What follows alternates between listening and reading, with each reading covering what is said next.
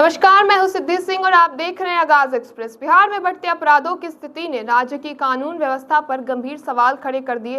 हर दिन कहीं ना कहीं से हत्या, लूटपाट, गोलीबारी जैसी घटनाएं सामने आ रही है, जिससे ये आम जनता में डर और असुरक्षा का माहौल बनता हुआ दिखाई दे रहा है।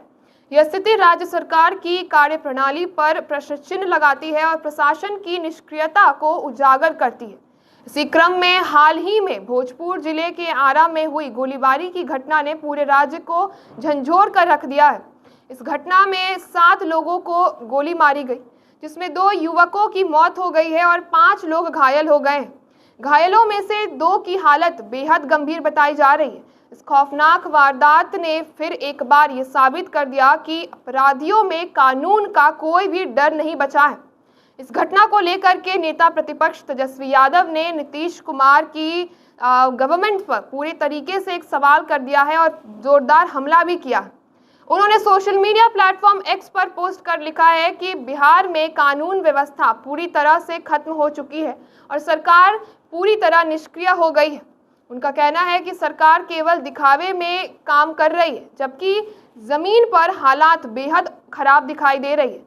तेजस्वी यादव ने ये तंज कसते हुए कहा है कि राज्य के दोनों उप मुख्यमंत्री केवल पक्षों की जातियां खोजने में लगे हुए हैं, जबकि जनता की सुरक्षा उनके एजेंडे से कई ज्यादा अलग है और उसमें शामिल भी नहीं है कि वो जनता की सुरक्षा की बातचीत करे। उनका ये बयान राज्य की राजनीति में जातिगत समीकरणों के प्रभाव और उसके साथ ही सत्ता की प्राथमिकताओं पर कटाक्ष करता हुआ दिखाई देता है।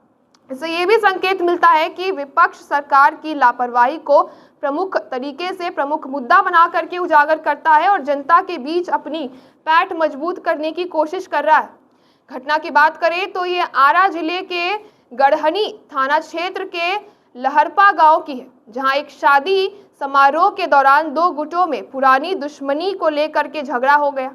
ये झगड़ा इतना ज्यादा बढ़ गया कि देखते ही देखते गोलीबारी शुरू हो गई। इसमें 2 लोग की मौत हो जाती है और कई घायल हो गए। ये बताता है कि सामाजिक विवादों को उलझाने की बजाय लोग अब हथियार उठाने को प्राथमिकता दे रहे हैं।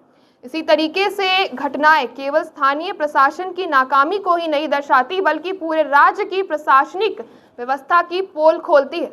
अपराधियों में कानून का डर नहीं है, पुलिस की पकड़ कमजोर हो चुकी है और इसके साथ ही सरकार की प्रतिक्रिया बेहद धीमी है।